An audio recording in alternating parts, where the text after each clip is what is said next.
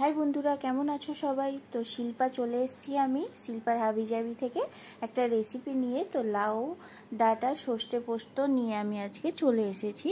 তো তার জন্য আমার কি কি লাগছে, একটা গোটা বেগুন, একটা আলু, যে একটা ঝিঙে আর কিছুটা 2-3টে শিম, এটাই লাগছে আমার আজকে বানাবার জন্য। তো দেখো, আমি এটা বানাবার জন্য প্যান বসিয়ে দিয়েছি, সর্ষের তেল দিয়ে দিয়েছি এর মধ্যে। এবার আমি এর মধ্যে কিছুটা পাঁচফোড়ন দিয়ে দেব। আর পাঁচফোড়নের তেলটা গরম হয়ে গেলেই আমি এর মধ্যে সবজিগুলোকে এবার অ্যাড করে দেব।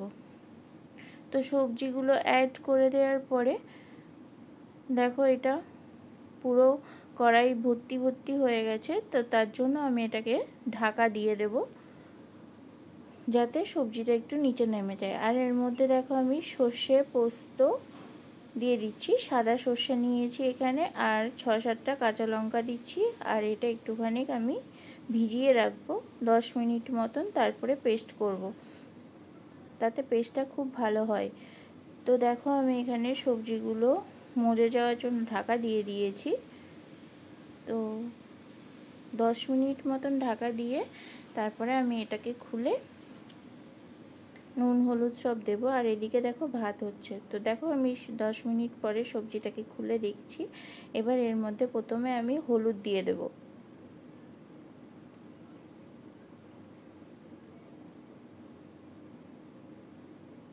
তারপরে নুন দেব, মিষ্টি দেব, সব কিছু দিয়ে দিচ্ছি। এই সময় আমি নুন মিষ্টি সব কিছুই দিয়ে দিয়েছি।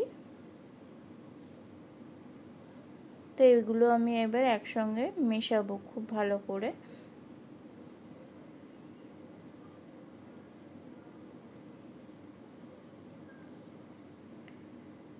তো দেখো, এটাকে আমি মিশিয়ে নিচ্ছি।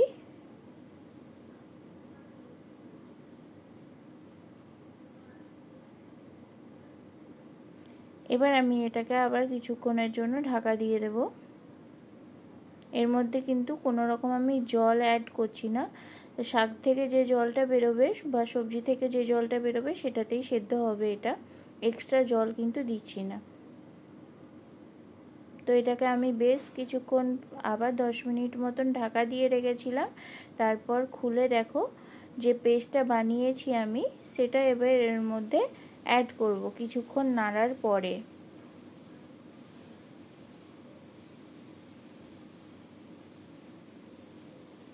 তো এই সময় দেখো, আমার সবজিগুলো সেদ্ধ হয়ে গেছে। আর সর্ষে পোস্তটা যখন অ্যাড করব তখন আর কিন্তু বেশি জলটা পুরো শুকিয়ে যাবে। আর সর্ষে পোস্তটা অ্যাড করে দিয়ে কিছুক্ষণ নাড়ার পরেই আমি নামিয়ে দেব, 2 মিনিট মতন নাড়ার পরে নামিয়ে দেব। তো দেখো, আমি এর মধ্যে এবার সর্ষে পোস্তটা অ্যাড করে দিচ্ছি। তো কে কে সর্ষে পোস্ত দিয়ে লাউ ডাঁটার চচ্চড়ি খেয়েছো সেটা জানিও। এটা কিন্তু খেতে খুব ভালো হয়, অবশ্যই সবাই বানিও। জানি সবাই বানিয়ে খেয়েছো এটা, এই রেসিপিটা। তো আমার রেসিপিটা প্রায় শেষের দিকে। তো যাদের সবাই প্লিজ একটা করে লাইক করে দিও।